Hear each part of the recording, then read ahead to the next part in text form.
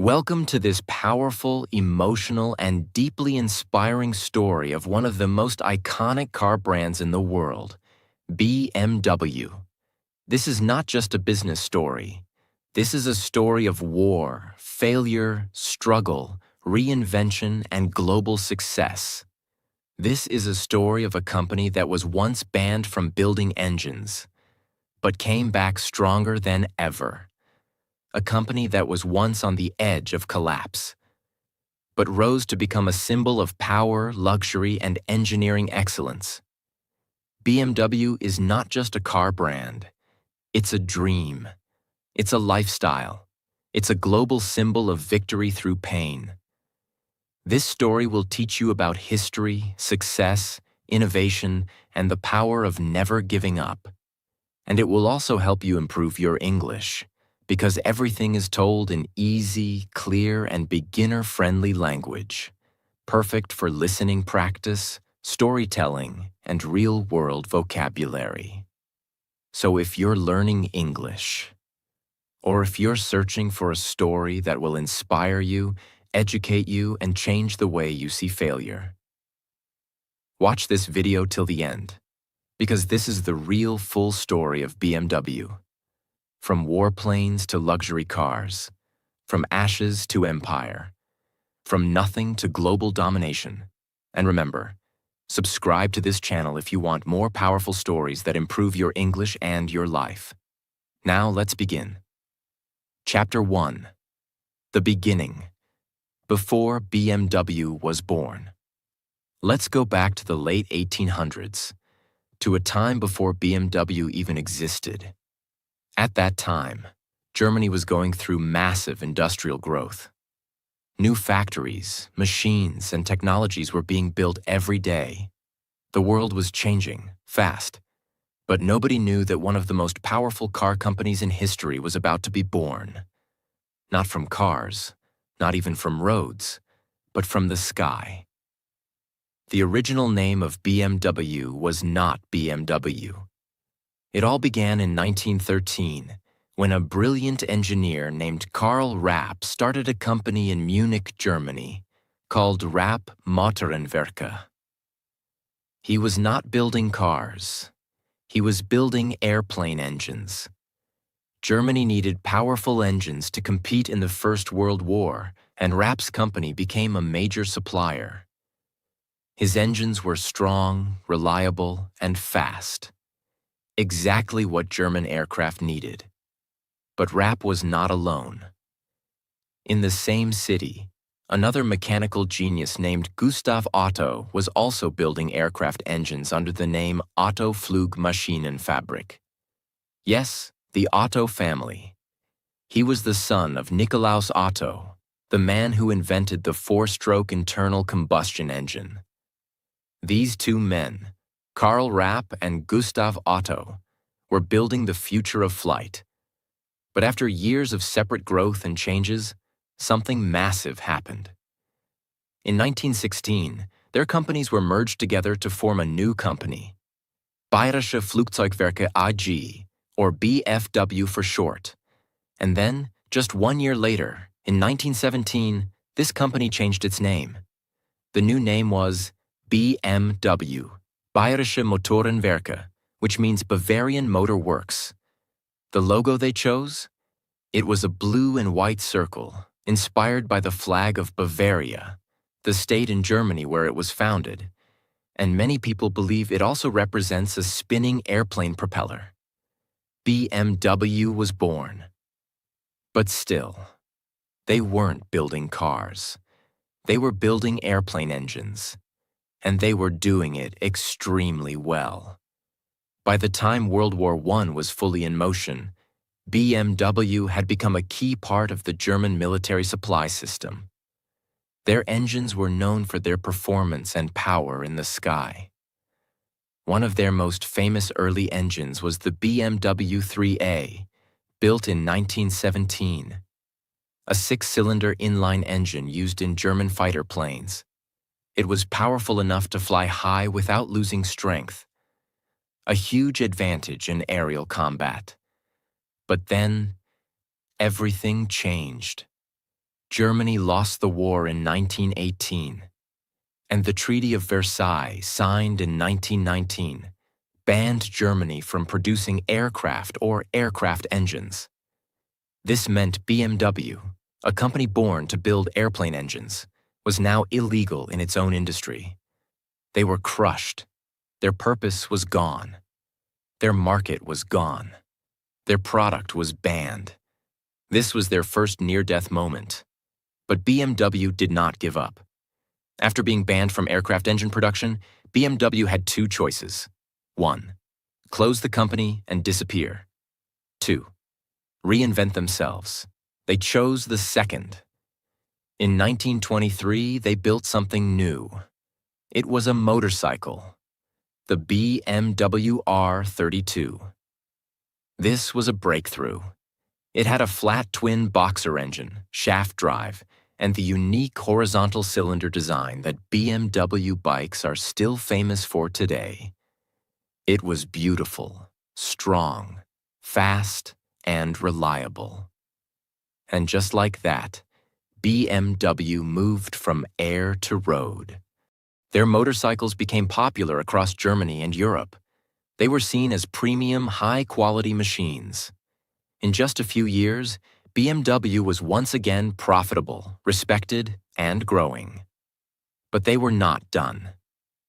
There was one more step to complete the transformation: building cars. First BMW car. In 1928, BMW made a bold move. They bought a company called Fahrzeugfabrik Eisenach, which was already building small cars under the name Dixie. BMW took the design of the Dixie, based on a license from the Austin 7 in England, and improved it. The result? The BMW 3/15. This was BMW's first car. It was small, affordable, and successful. It wasn't a luxury machine yet, but it proved something very important. BMW could build cars, and people would buy them. But just as BMW began to find its identity on the road, the world around it changed again. In the most brutal way. The year was 1933. Germany was changing, politically, socially, and dangerously. Adolf Hitler and the Nazi Party had come to power, and their focus was clear: military expansion, more weapons, more planes, more tanks, more war. And for a company like BMW, whose roots were in engineering powerful engines, that meant one thing: BMW was pulled back into the world of military production. As World War II began, the German military turned to BMW once again. Not for cars, not for motorcycles, but for airplane engines. BMW had the knowledge. They had the engineers. They had the factories. And Germany had no time to waste. BMW became one of the main producers of aircraft engines for the Nazi war machine. Some of their most powerful engines included the BMW 801, used in the famous Focke-Wulf FW-190 fighter plane. BMW 003, one of the world's first jet engines, used in the Messerschmitt Me 262, the first jet-powered fighter aircraft in history. Yes, BMW was literally helping build the future of flight, with advanced engine technology far ahead of its time. But that also meant they were building weapons of war. Here's a truth that must be told honestly. During World War II, as BMW increased its military production, the German government, under the Nazi regime, began using forced labor. Tens of thousands of people, including prisoners of war, concentration camp victims, and foreign civilians, were forced to work in BMW factories under horrible, inhuman conditions. These were innocent people, often treated like machines, not humans. They were hungry, scared, beaten, and had no choice. And yes, BMW was part of that system. This is a painful truth in BMW's history, and the company has later acknowledged this dark past. In fact, BMW's own historians and researchers have published detailed reports about this, and the company has supported projects and foundations to remember the victims and make sure this never happens again. But it's important to understand, success stories are not always clean. Real history is full of mistakes, pain, and truth, and BMW's survival came at a terrible cost during the war. In 1945, World War II ended. Germany had lost, and the price of that loss was absolute destruction. When Allied forces, especially the US and UK, bombed German industrial areas, BMW's factories were targeted. Their Munich plant, the heart of BMW, was heavily damaged by air raids. Their Eisenach plant, where they built cars, ended up on the other side of the new post-war border. In East Germany, under Soviet control, BMW lost everything. They lost their factories, their workers, their car production, their engine business, their brand image. Worse than that? The Allied Control Council, which governed Germany after the war, banned BMW from producing anything mechanical. No planes, no engines, no motorcycles, no cars. They were completely frozen. For 3 years, from 1945 to 1948, BMW was legally banned from doing what it was born to do. Can you imagine that? A company that once made cutting-edge jet engines, now reduced to nothing. They had to find other ways to survive. So what did BMW do? They started making cooking pots. Yes, cooking pots. And bicycles and household items. Anything that could be made from scrap aluminum left from bombed aircraft and engine parts. They even made farm tools and kitchen equipment. It was not glamorous. It was not profitable. But it kept a few people employed, and it kept the name alive. By 1948, BMW was allowed to restart limited production, but only for motorcycles. They brought back the BMW R24, a single-cylinder motorcycle. It sold reasonably well, but not enough. In 1951, BMW tried to get back into car production with the BMW 501, a luxury sedan. But here was the problem. The car was too expensive to build. The car was too slow compared to competitors. The car was too expensive for post-war Germans to afford. BMW was bleeding money. The company had fewer than 10,000 employees. They were losing money every single year. By 1959, BMW was almost bankrupt. They were worth almost nothing. They couldn't pay debts. They couldn't compete with Mercedes-Benz, which was dominating the luxury segment. A deal was proposed to sell BMW completely to Mercedes-Benz. Yes, BMW was almost swallowed up by its biggest rival. It was almost gone forever. But then, something happened that saved BMW's life. A man named Herbert Quandt, a powerful German industrialist, saw what was happening.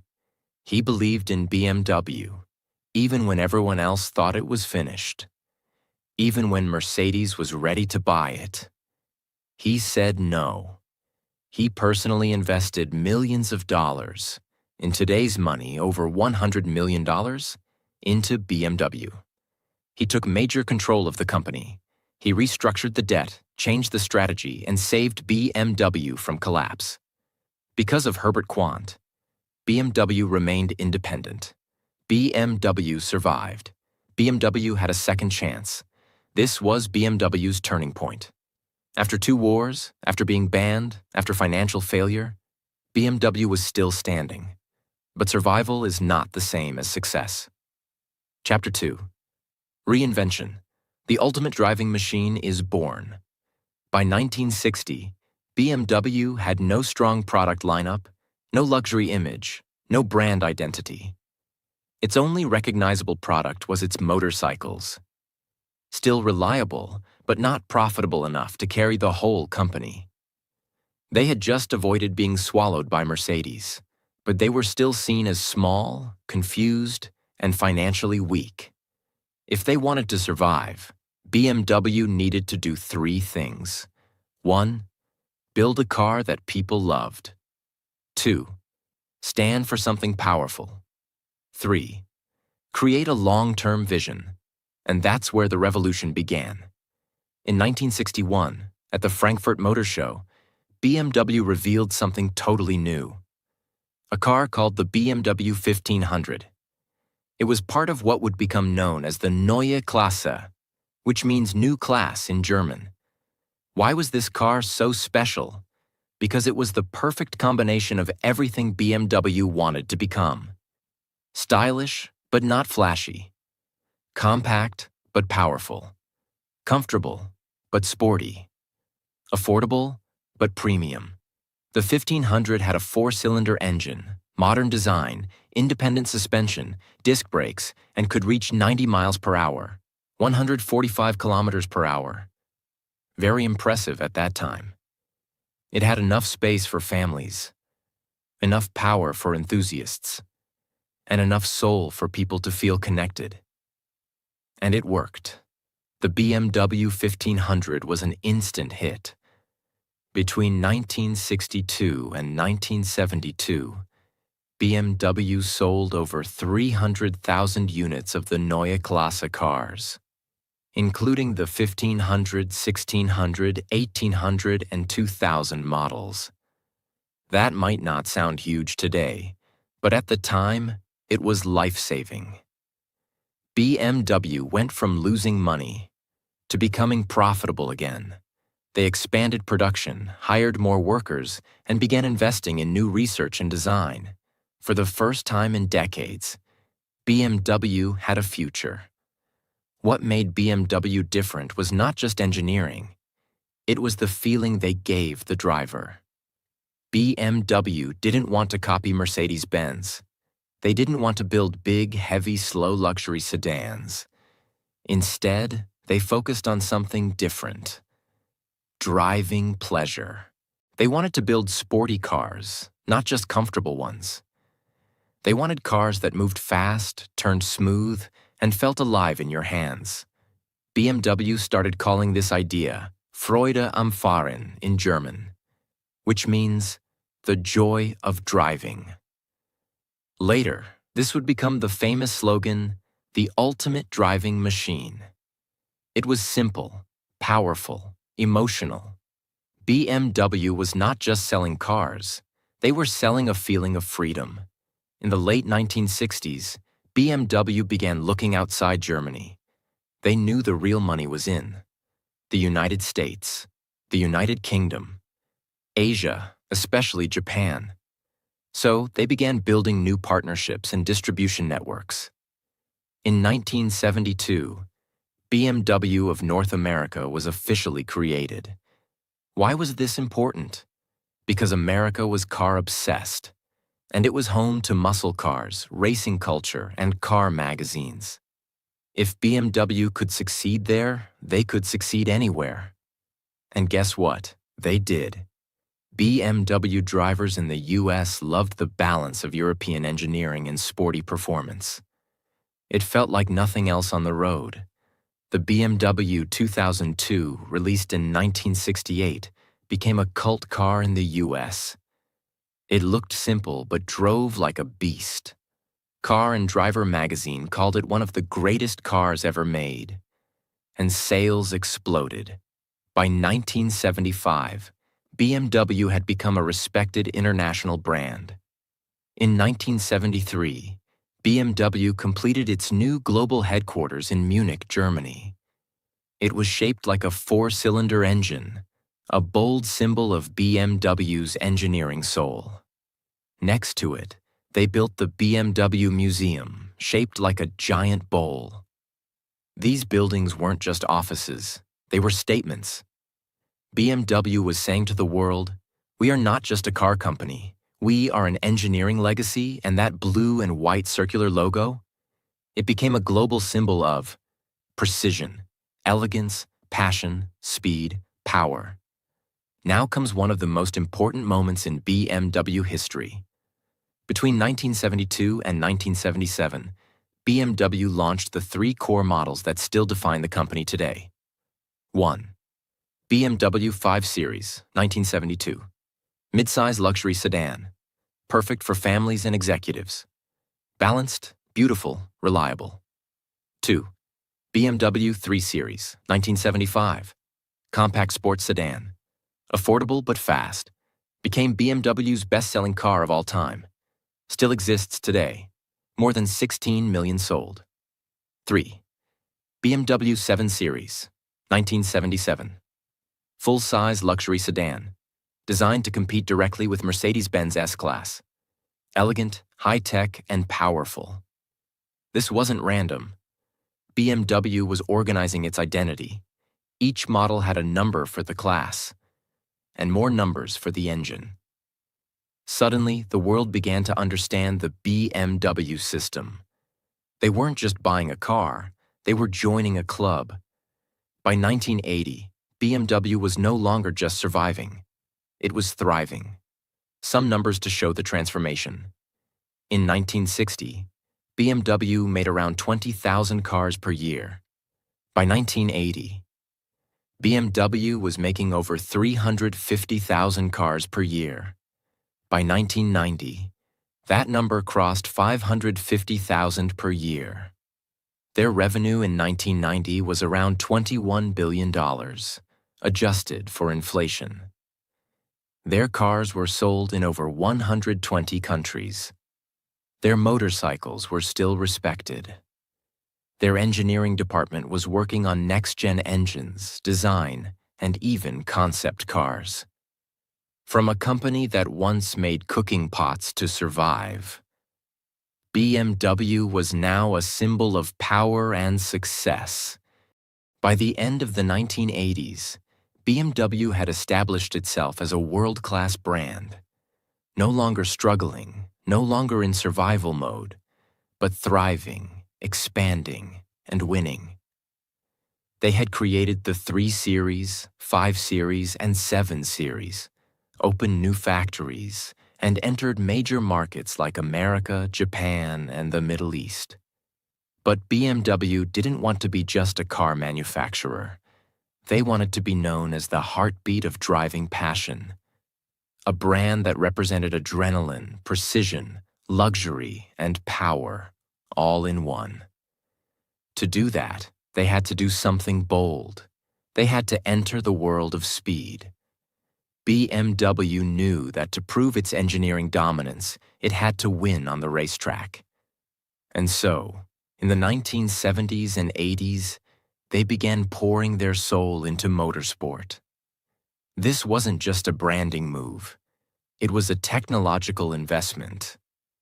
Because what happens on the racetrack pushes the limits of innovation. Their engines were tested at 300 kilometers per hour. Their brakes melted under pressure, and their designs were pushed through brutal wind tunnels. The most famous racing creation of that time? BMW M1 1978, a mid-engine sports car, designed by Giorgetto Giugiaro, one of the greatest car designers in history. 277 horsepower. Top speed, 162 miles per hour, 260 kilometers per hour. Built for Group 4 and Group 5 racing. This car was fast, low, aggressive, and unlike anything BMW had ever made. It wasn't just a race car. It was the birth of a new era. In 1972, BMW had quietly formed a special team, BMW Motorsport GmbH. This was a secret squad of engineers, designers, and racers. Their mission? To take regular BMW cars and turn them into beasts. In the years that followed, this team would create the legendary BMW M3, BMW M5, BMW M6, and eventually the M8. These were not just fast cars. They were weapons. They were luxury with fire in the veins. They became the dream cars of a generation. Let's break it down. In 1986, BMW introduced the first M3 E30. This car shocked the world. It had 2.3-liter inline-4 engine, lightweight body, a screaming high-rev engine sound, track-ready suspension, a 0 to 60 miles per hour time of just 6.7 seconds, which was super fast in the 1980s. But what made the M3 legendary wasn't just speed. It was balance. You could drive it on the track and then take it to the grocery store. It was a car that made you feel like a racing driver even if you were just going to work. It won multiple world championships, dominated touring car racing, and built a cult following that continues to this day. By the time the next generation M3 E36 came out in the 1990s, BMW had already sold over 200,000 units of M-series cars, generating over $10 billion in revenue. And they weren't done. As the 1990s began, BMW's identity was fully clear. It was not just luxury like Mercedes. It was not just technology like Audi. It was the ultimate combination of style, sport, and soul. Celebrities started driving BMWs. Musicians mentioned BMW in their lyrics. Entrepreneurs chose the 3 Series as their first luxury car. The 7 Series became the car of choice for diplomats and CEOs. Every BMW model became a statement. The 5 Series meant, "I've made it in life." The 3 Series Coupe meant, "I'm young, rich, and fast." The M5 meant, "I want a supercar in a suit." Even movies got involved. James Bond drove a BMW 750 IL in Tomorrow Never Dies, 1997. Mission: Impossible featured BMW M5 chases. BMW Films was launched. Short cinematic films starring Clive Owen, made to show the emotion of driving. This was brilliant marketing. BMW was no longer just a company. It had become a culture. With growing demand, BMW had to scale fast. They opened or expanded production in Germany, Munich, Dingolfing, Regensburg; South Africa, Rosslyn Plant; United States, Spartanburg, South Carolina, opened in 1994; China, joint ventures in Shenyang; India, Brazil, and more. The Spartanburg plant became a major part of BMW's global strategy. By the early 2000s, it was producing more than 1,000 cars a day, mostly X-Series SUVs, which were booming in demand. Let's look at the numbers to see the transformation. In 1990, BMW sold about 560,000 cars. Revenue, approximately $21 billion. In 2000, sales crossed 1 million units. Revenue, $45 billion. Net profit, over $2 billion. By 2010, BMW Group, including Mini and Rolls-Royce, sold over 1.4 million cars annually. Revenue, $80 billion. Net income, over $4 billion. In just 20 years, BMW had quadrupled in scale. BMW wasn't just chasing speed.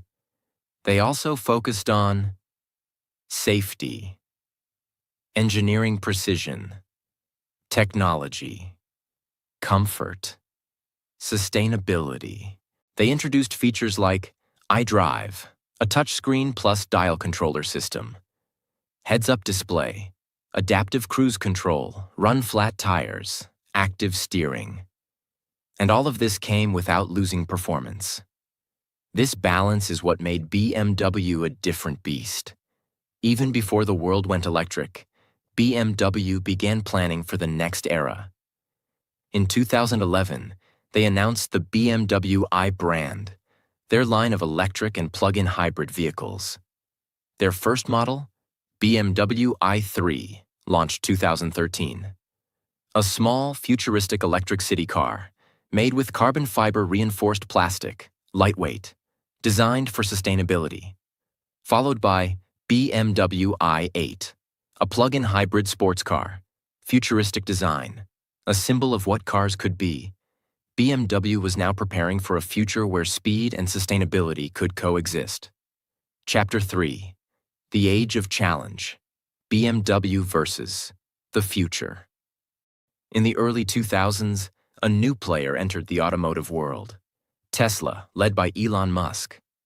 At first, traditional companies like BMW didn't take it too seriously.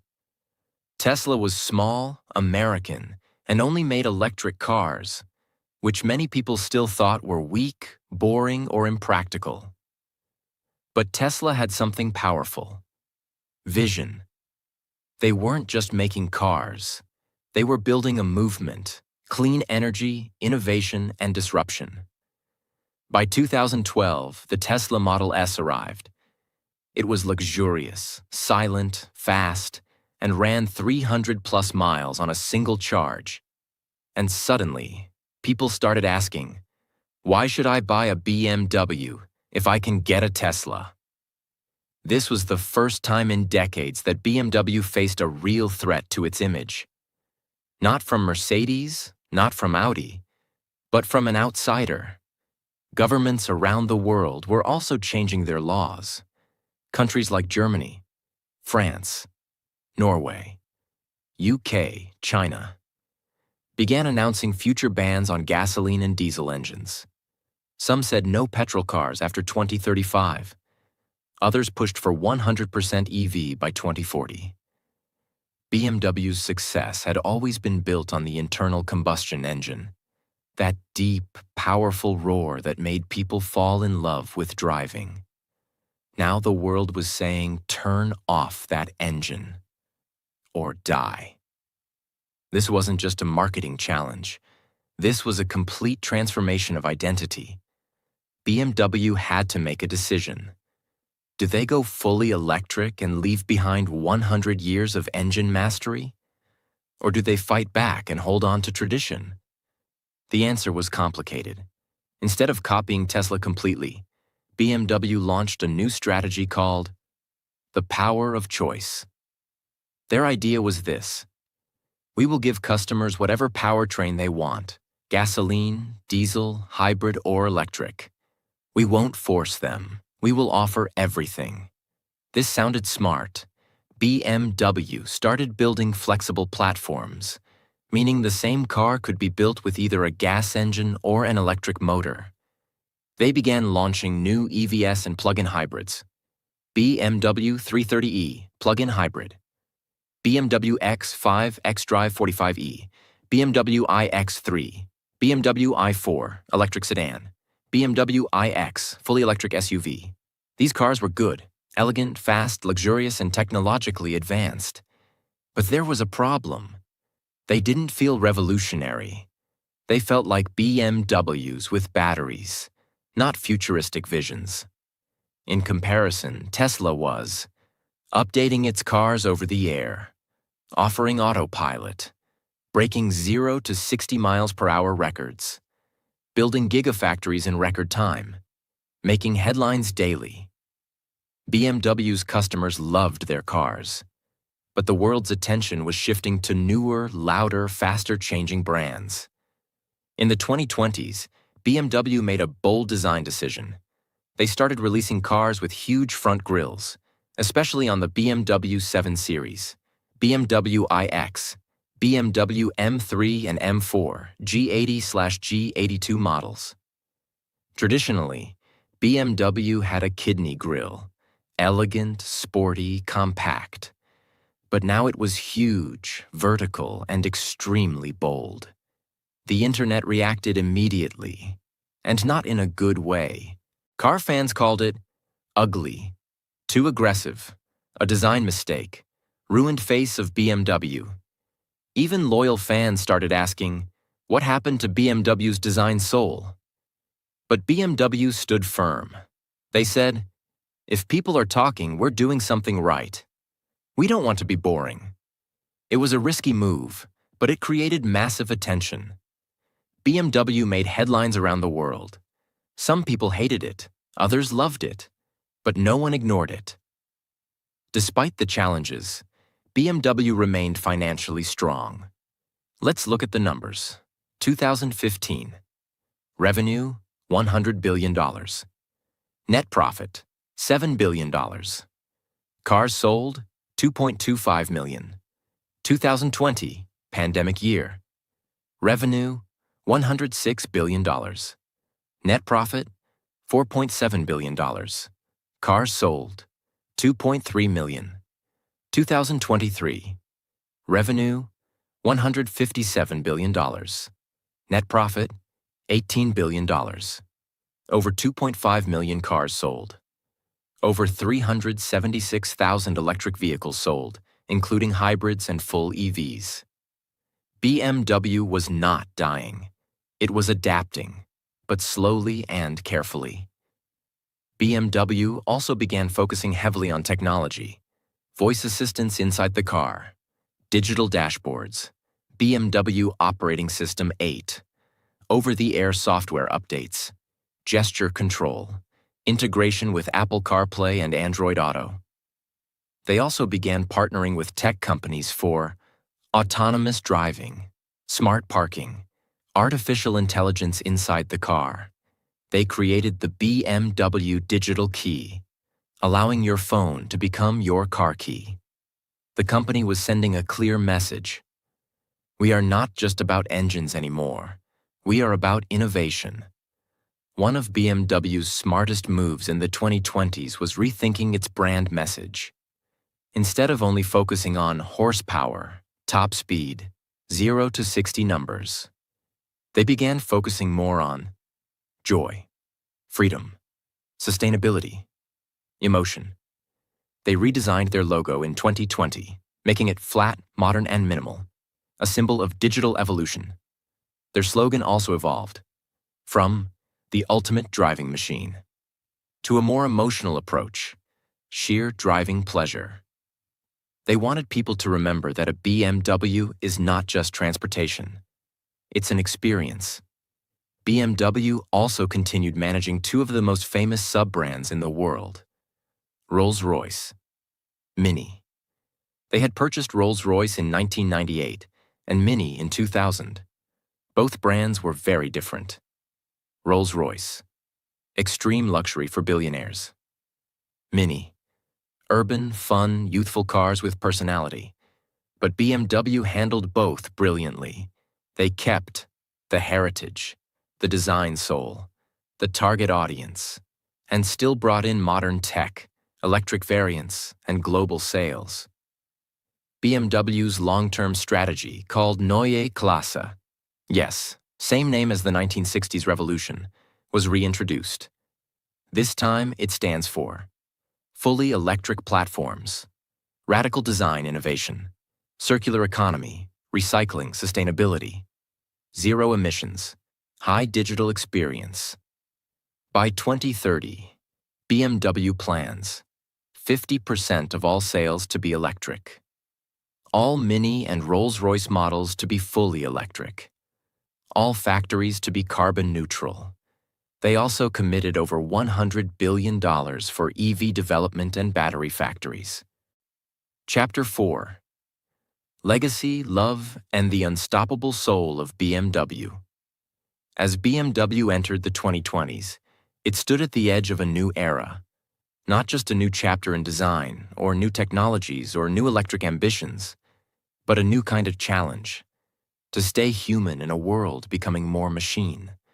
To stay emotional in a time becoming more digital. To stay BMW in a world trying to change what cars mean. Because BMW's story has never been just about building cars. It has always been about something much deeper. You see, when someone buys a BMW, they're not just buying a machine. They're buying confidence, movement, dreams, power that listens, and sometimes the proof that they made it. Ask any passionate BMW driver and they'll tell you, when I sit behind that steering wheel, I feel alive. There's a reason the brand has survived. 2 world wars, economic collapse, legal bans, near bankruptcy, global competition, technological revolutions, and the biggest transformation in car history, electricity. No matter what happened, BMW kept moving, and so did the people who loved it. BMW is the car for the person who doesn't want to show off but wants to feel something, doesn't just drive but lives behind the wheel, doesn't need the fastest 0 to 60 time, but loves how the car hugs the road, wants a car that isn't just smart, but also speaks to the heart. That's why for millions of people, their first BMW is unforgettable. Maybe it was an old 3 Series.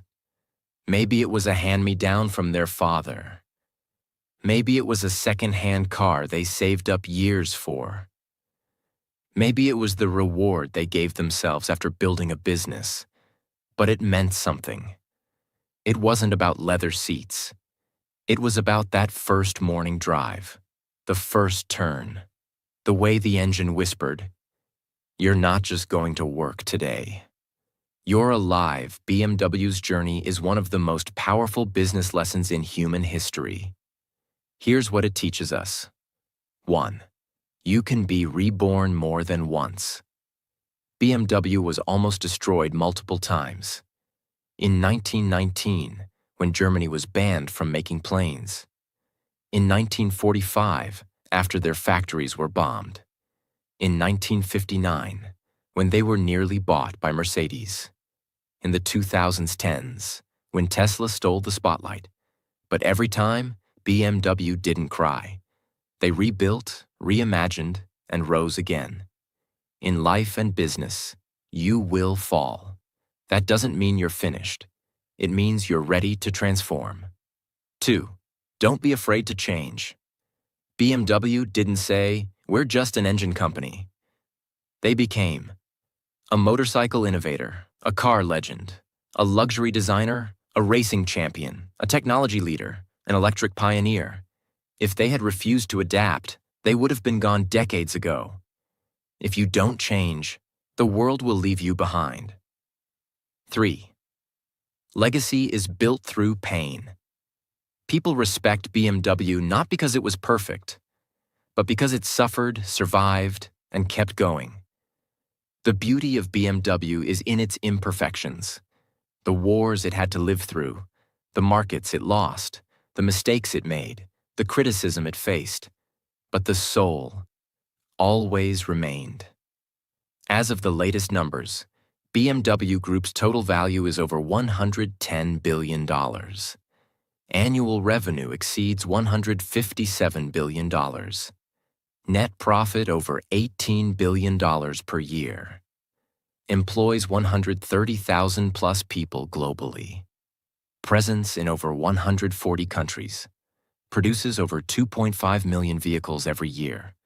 Electric and hybrid vehicles make up 25% plus of total sales. Owns and operates BMW, MINI, Rolls-Royce, and BMW Motorrad motorcycles. BMW is not just surviving, it's leading again. But now, the question is not just about money. It's about meaning.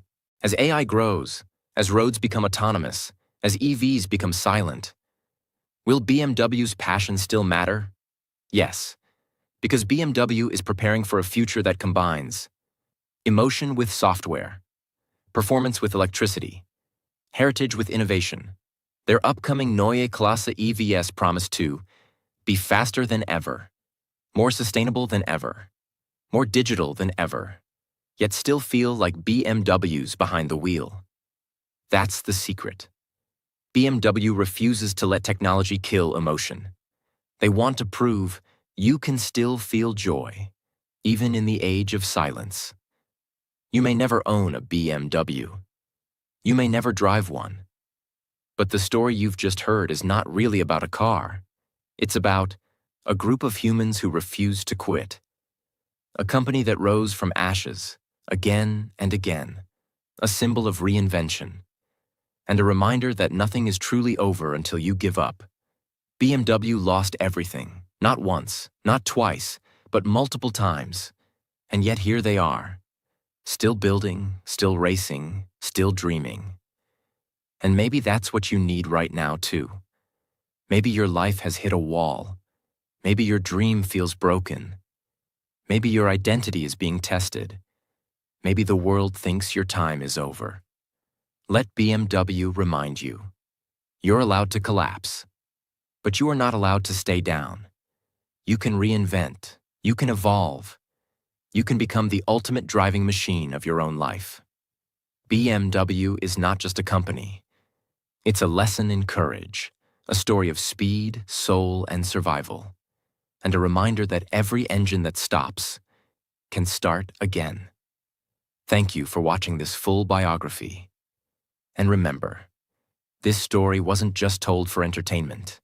It was told to improve your English, to inspire your mind, and to awaken your heart. If you learned something powerful today, if your English improved with this story, if you felt emotion from a brand's life story, then do one thing right now.